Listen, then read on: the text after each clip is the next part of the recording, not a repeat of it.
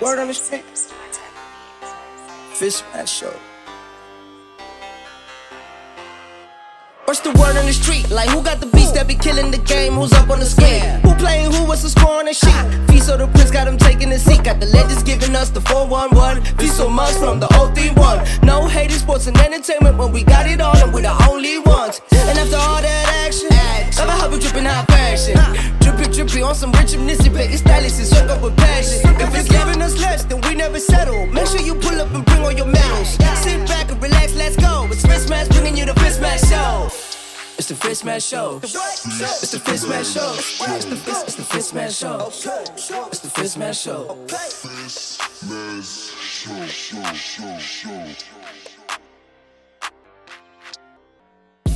Hello everyone, welcome to the FisMaz Show. I've got a really dope guest today that I'm really looking forward to chatting to.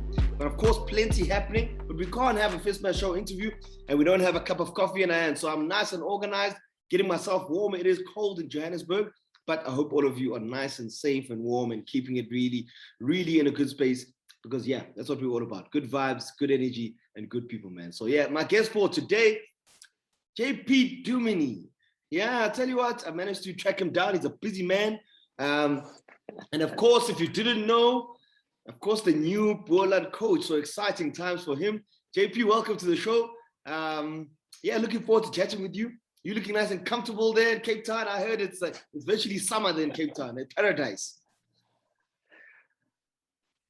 Peace, what's happening, man? But let me just show you here. I mean, you know, got the t-shirt on, got the gown on, got the cap to get the hair together. So you caught me at an interesting time, but it is a little bit chilly here as well. The sun is out, by the way, here in Cape Town, but yeah, the chills are still there. You know what I mean? Look, I feel you. And I'm gonna be honest. You know, I'm rocking here, but you know, I've got my pajamas on. You know, you're keeping it nice and fresh. You know, it's cold. I'm not trying to wear anything else. Yeah, there we go. Hey, how about that? I love it. Yeah, James, I mean, exciting times for you. And obviously, I want to spend a big chunk of the show, you know, speaking about your new journey and new coaching. But, you know, let's go to the past in terms of what has already happened.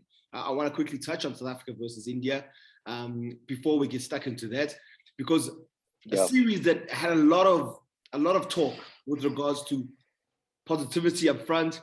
Then we saw the second part kind of, yeah, we were back to our old ways as South African fans because we were hopping on individuals' backs, we were hopping on the team's back, strategy, all of those things. What did you make of the series as a whole in terms of a learning process for South Africa going into a World Cup year? Yeah, it was certainly an interesting one where there was ebbs and flows. So the way that I would view this is it's great preparation for a knockout tournament. That's honestly how I view it. So from a spectator's perspective, obviously, you'd want to see dominance. You'd want to see a series whitewash, right? So when it comes to knockout tournaments, and I've certainly experienced this for myself, it is very different to a series, right? In a series like you've seen now in South Africa v India, you've got 5 opportunities, but it comes down to crunch games most of the time where it's a knockout phase where you need to understand how you're going to go about your business and, you know, you're under pressure. So when it came to South Africa leading the series 2-0, that was great. And then, you know, we didn't play our best, fair point, in the next 2. But what it created was an opportunity for a knockout. And what great preparation that is for what is to come later on this year. Now, we can dissect that and look at the nitty-gritties of where we're coming up short. But I can guarantee you that they would identify those opportunities as well. And why not now try to fix certain things or identify certain blind spots potentially that we have in a game that we can try and rectify? The one thing that we don't want to go into a World Cup with is this false sense of security that we got it all together. I think if we can iron out some of the challenges that we face, whether it be combinations, whether it be certain conditions that we're going to be facing, what's the style of play, the positive mindset, matchups, all those things are going to come into the equation heading into a World Cup. So we want to create those opportunities beforehand. And I like the fact that we had that opportunity now in the series. Yes, the fifth game was a rained out one, but yet I still see great opportunity of learning. So I'm trying to see the glass half full, but I also respect that, you know, from a spectator fan perspective, you want to see dominance. So it's trying to find that the combination between the two and dissecting it a little bit more. You know, from a team culture point of view, you know, quite often we will hear, you know, a call for changes, a call for certain players to be involved. You know, Yeah. but how important is, I guess, that pecking order, if I can call it that, with regards to who's next up in terms of getting the opportunity, who are the reserve batters, and having those or batters or bowlers or all-rounders or whatever the player may be. What kind of communication goes about with regards to that? Because, you know, I always try and help people understand that it's not always as simple as, yeah, no, take this person out, put this person in, you know, because there has to be a trust within the squad. A player or any sportsman wants to feel that, okay, cool, you know, I'll have a bit of time to find myself or to be able to get things together, to put in strong performances. So take me through that and that dynamic that perhaps we are not privy to, you know, when we're outside of that change. So there'll certainly be an identified group. So whatever that number is, I mean, we don't exactly know, right? So let's call it 20 to 23 players that might be identified that would be in the running for that final 15, right? And I'm not sure what the rules would be in terms of COVID. So there might be some reserves again and so forth. But importantly, we know that communication is going to be important. So for the entire group, whatever that number is, right, it's specifically saying, right, there's no guarantees that you're in the squad. However, you're going to get X amount of opportunities here. We're looking at the next couple of months. How many games do we play? We want to provide opportunities, you know, for as many players as possible. The reality is, we know for a fact, even though they might not get told, there will be shoe-ins in the team, right? The captain being one, Quentin de Kock as an example, right? We know that, we probably assume and know that they're going to be there. However, there would be certain guys that would be sort of in between. Now, I've certainly found myself in that space. If I even think back to going into the 2019 World Cup, I got told, look, I'm not a shoe-in for that squad. So, you know, my performances leading up to it is going to be important. Now, one can see that as extra pressure, or we can see it as, okay, a great opportunity. You know, you have the decision to make it or to view it in a certain way. But importantly, there's a review system going after every game, after every series, and it needs to be communicated, you know, accordingly. So I think that's sort of the mindset. Now, you also don't want to clutter the communication and selection process, because you don't want to make that squad too big, because now then there's an expectancy from too many. So you would have an identified group of players, as I said. Victor will be a part of that. Bouch will be a part of that. I'm assuming the captain will be a part of that. Selection panel will be part of that. And there's constant communication there in identifying, one, what conditions are we going into? It's obviously not spin friendly necessarily. So there won't be X amount of spin options now in the squad. They're obviously needing the seam options and making sure that our batters are strong throughout the middle, and obviously top heavy as well. All round is always going to be in the game, so that will be something to look at. But that's sort of my understanding of the selection process, the communication process, and it's a tough one, because unfortunately you're going to find yourself in a space where somebody's going to feel like you know, they're not communicating well enough to me, or I don't understand my role clearly. So here's where I believe players need to take more responsibility. If they're feeling unsure, have the boldness and the courage to go to the role players, or the senior players, or senior role players in the selection process, be it coach, selection panel, whatever the case. Have those conversations. Ask the questions that allow you to give you clarity to understand where do you stand. And unfortunately, we do find ourselves in a space now in cricket where that doesn't seem to happen more often enough, where players take the initiative of having those important conversations. Yeah, and I mean, at the end of the day, it's your future, and I think a lot of players probably also look at it again. You know, I'm maybe I should pose the question: do players maybe view? You don't want to be seen as kind of like almost like an irritation, or kind of like, hey, I'm bothering people, or kind of, because I'm asking myself, what prevents you from having those engagements and those conversations, and why, I guess, because there's nothing wrong with it. There's nothing wrong with approaching someone and saying, okay, where do I stand here? It's not like when you're dating a girl and hey, I don't want to be that guy now. Hey, this is your life, man. This is your professional. Well, take that as a principle. Take that as a principle. You talk about talking to your girlfriend or boyfriend, whatever the case may be. What is the fear there? The fear is rejection. And I think that's what lies within the communication process there, as players not necessarily wanting to probe those questions. So for me, the key here is not the question itself, it's how we approach it. How do we ask the question? Do we come aggressively in? Do we come from a space of, I'm trying to understand, and also understand if I'm falling short, particularly in a certain area, can you guide me in what do you believe I need to do more of to give myself a better chance? There's nothing wrong with that question.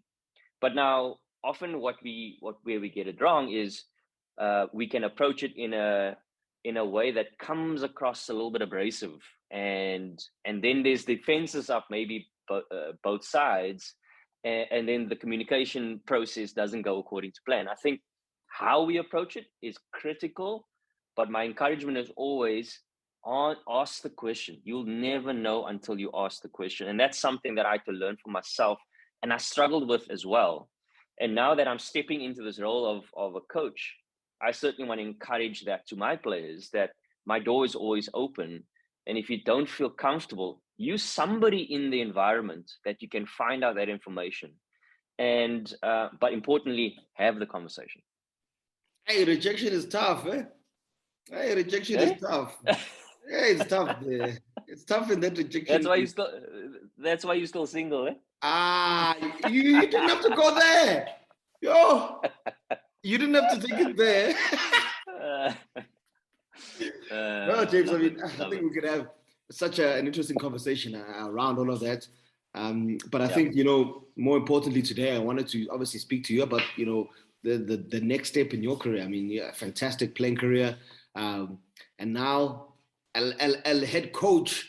You're running the show there. I'm going to miss you in broadcasting. Come on, you left me hanging there. You left me with old people now. No, listen, you didn't give me an opportunity to shine anymore. You're climbing the ladder, brother. You're climbing the ladder, so I needed to make a sidestep. Yeah, man, but I mean, exciting for you, no doubt. I mean, take me through the process. I know you're obviously involved with the Lions. You went to South Africa to the T20 World Cup last year. So it's been a gradual stepping into this kind of position. And no doubt, I know how much it means to you. Man, I'm excited. I'm nervous. I've got so many emotions running through my veins at the moment.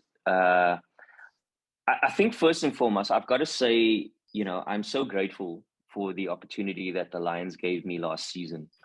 And the reason why I say that, Jono Leafright, the CEO of Lions, approached me just before the season started and asked me whether I'd be interested in this opportunity. And, it was a situation where I didn't need to apply for the position, as one would call it, headhunted. But also what I've learned in that space is leadership is everything, brother. And he certainly showed me what leadership is. And I'm eternally grateful to him for creating that opportunity. I loved working with the management staff of the Lions, Wandile and co. Learned so much. But also what it showed me was how much I love coaching, how much I love connecting with people. My passion lies within people, and coaching just provides this great opportunity to do that. Look, there is so much in the coaching world that I still need to learn. And I'm certainly keen to go through these experiences of growth and learning. But I'm also grateful now that I've gone into a position where I've been given the responsibility of a head coach, and been entrusted by the Paarl Rocks and the Boerland, which is just down the road from me, which obviously suits the family dynamics. But so grateful, man. Yeah, it's just been an unbelievable journey of discovery in the coaching process, and I've certainly got some good people around me that has been guiding me through, that have been mentors, Shukri Conrad, Gary Kirsten, guys like that I've really enjoyed, and some close friends, just talking cricket.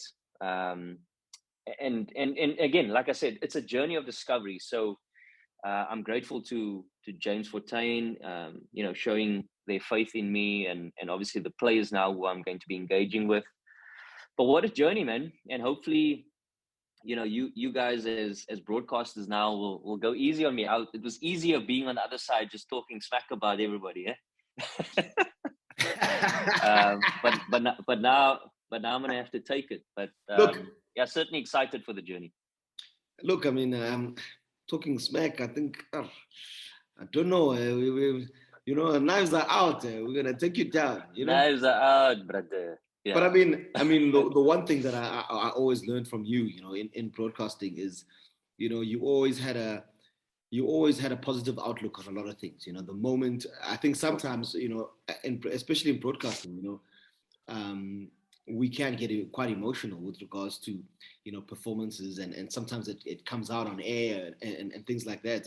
You always were really good at taking that step back. I think also because you were still fresh out of playing as well, where you had that kind of mentality of, he got it wrong there, but what was he trying to achieve? And those sort of things I'd sit and I'd almost, I didn't tell you this, so I'm revealing secrets now, but it was things where I'd take a step back and I'd be like, okay, that's a different way of looking at it. And it goes back to that thing of, that I always try and tell people. It's like, they're human beings, players, whoever, they're out there giving their best, and it goes wrong, just like in everyday life. Sometimes you're reversing out your garage and you knock your car. It's not on purpose, it's just, it happened, it's a mistake. You are perfectly capable of driving, you're really good at it. But someday, you just switch off, or someday it's a normal thing. It's just that because you're at the highest level, you're able to do it better, or to do it well more often than not, compared to people who are not at that level. So I think that's an attribute you could take into coaching, and it's something that will be really positive, especially for your group. Yeah, and the thing that comes up for me, if we combine this idea of broadcasting and looking at holistically and looking at from a different viewpoint, I think the key reflection process here is what was our thinking, and then we got to compare it to the execution. And from a coaching perspective, I think that's a critical piece. Those are the two reflection pieces: is what was our thinking, and then the next step is what was our execution. And I think if we can get our thinking going in the right direction more often than not, we give ourselves the opportunity to execute better. And that was my viewpoint there. Yes, there's opportunities to be critical in that space, because ultimately we are accountable to the fans. We are accountable, the people of our country that support us. We would be nothing as players and coaches without our fans, right? We'll just be normal people playing the game of cricket. So I understand that dynamic. And to add to that, as players, as coaches, we've got to be able to reflect for ourselves and be accountable to each other's, right? Where are we getting this wrong? Is it our thinking? Is it our execution? But then also find ways and mechanisms of getting it better. Bottom line, we have to take responsibility for the execution part, for the thinking part. And, and as a group, then we are then trying to get to a point where our thinking is heading in the right direction. Can we commit to a style of play? Can we commit to our positive way of thinking? And what does that look like when we break it down? And that's certainly something that I want to take forward in terms of my coaching style, But there'll be days where we get it wrong. But importantly, it's not to shy away from the responsibility of it. And it's, as I'm saying it, it sounds pretty easy, but it's not. It's being accountable for those actions and saying, you know what, we didn't get that right today. But I can tell you what, we're going to commit to make sure that we're going to reflect upon that and find ways and solutions of doing it better. And as a cricketing nation, that's all we can strive for. And we can express that to our fans, to our supporters, to say, look, stick with us. We on the right journey here. There's great things happening in South African cricket, but we also understand there's some challenges. We are a diverse country. We face unique challenges as a country. So how do we use that to our advantage? And that's something that I'm very mindful of that I want to take forward in using it as a positive heading into the season. Yeah, and I mean, I just think to myself, season ahead, how important for you it will be to, I mean, we often look at from a playing point of view, how is the team performing? Are you winning trophies, et cetera, et cetera? And I remember Ashwell spoke about it, a few years back, almost at provincial level, and you're almost in a phase where you also still have an important role of developing players for the next level, and making sure Yes. that they well equipped to not only do well in life, but also to do well from a sporting point of view, and to have, I guess, that.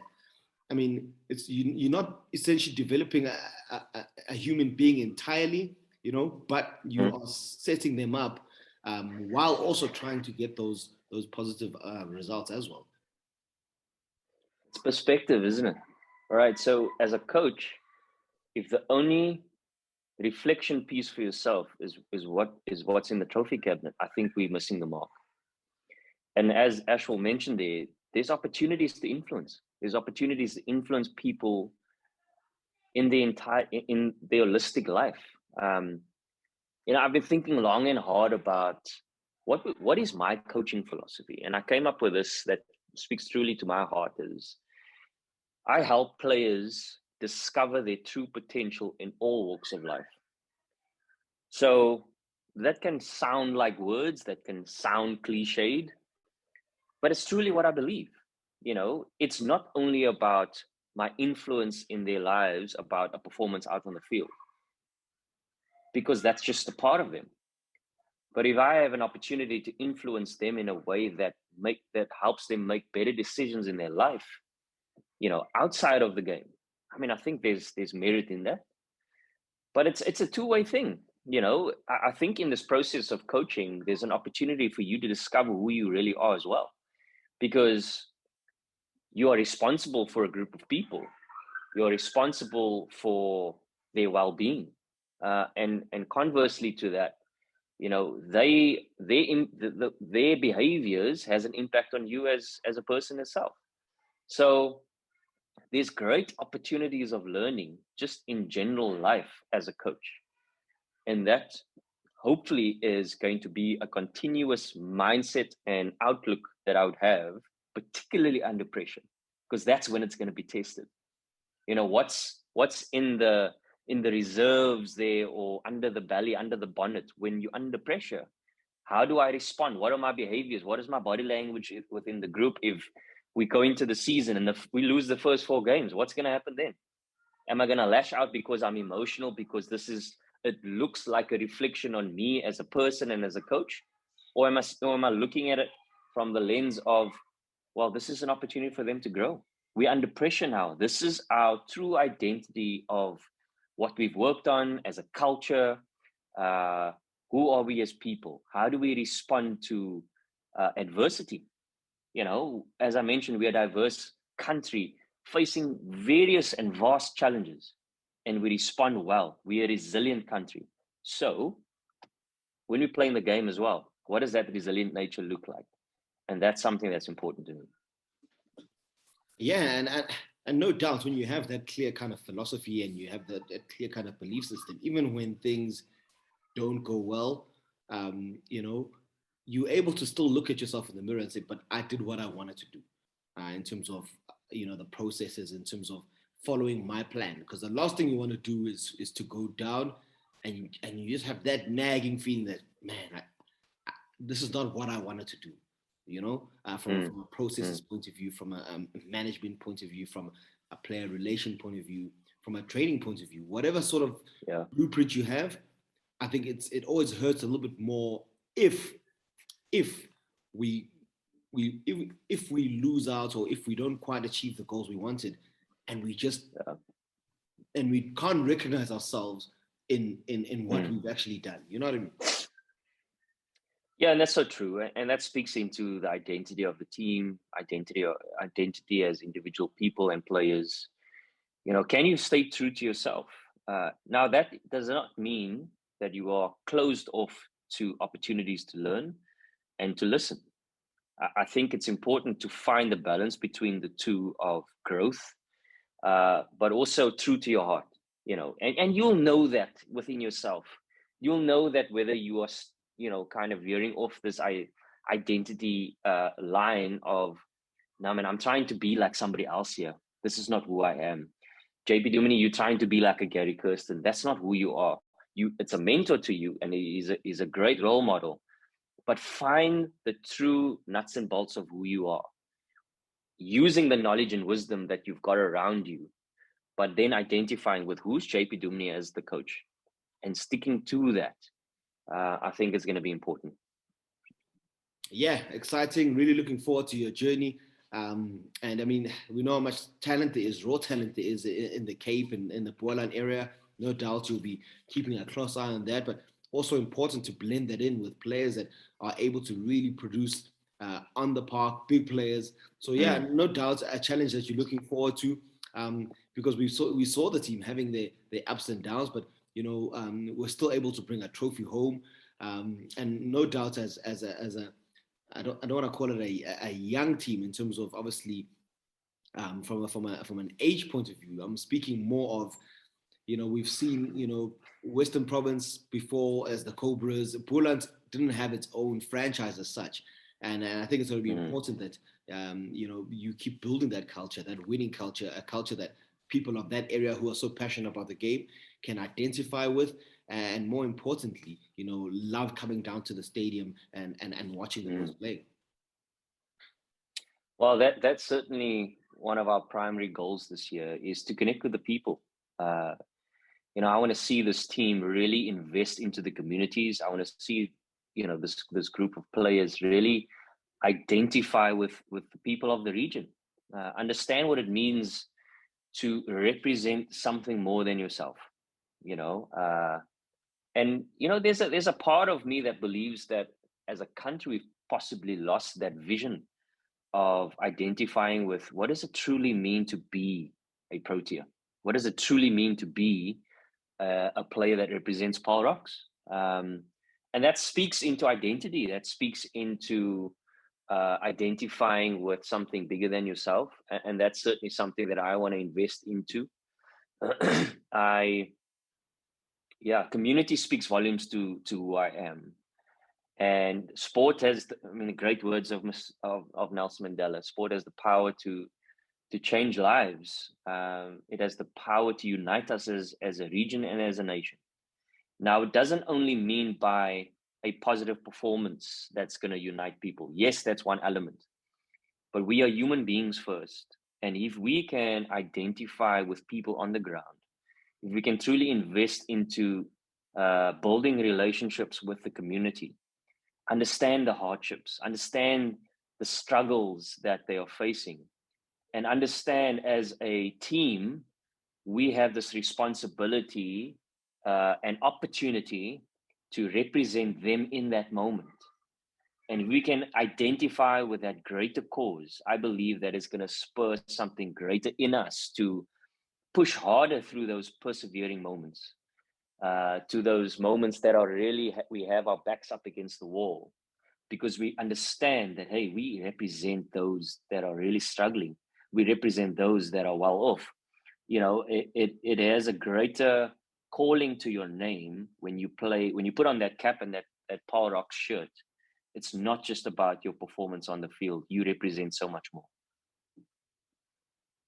Yeah, very well put, and I really appreciate it. And I just wanted to to end on a note where we pay tribute to a fallen hero from the Paarl area, you know, the late Arabian Engelbrecht, such a talent. I haven't done a cricket episode in a while, and I just wanted to dedicate today's episode to him as well, and to the community there who have had their challenges. But yeah, man, a great young man. I don't know if you knew Arabian yourself, but yeah, proper cricketing talent, raw cricketing talent. You know what I mean? I unfortunately didn't know him personally, but yeah, you know, this is what it speaks to. It's so much greater than just wins and losses. It's about everyday life, and when you experience something like this, and you realize that life is so much more than just what we produce on the field, we understand this idea that we have a greater responsibility in society, that we are not guaranteed tomorrow. That we have to give our best effort every single day, whether you are a broadcaster, whether I'm a coach or a player or somebody who cleans the change room. Give it your ultimate best every single day, because we're not guaranteed anything, and know that we represent so much more than ourselves. So yeah, as we end off and attribute the show to him, our thoughts and prayers certainly continue to go out to his family. Yeah, thank you very much, JP. I really appreciate it, and I think we can wrap it up there. I'm going to let you go now. Yeah, special interview, special chat, and always good catching up with you, brother. Cheers, my man. All right, JP Duminy there, just wrapping things up nicely for us. Yeah, I tell you what, I'm really looking forward to the cricket season that's coming up, but more importantly, just paying tribute to all of those who are going through a tough time, that have had their challenges in the world. We at the FisMaz Show, we thinking of you, and we'll always have you in our hearts. So thank you for joining us. Thank you, JP. Yeah, see you next time.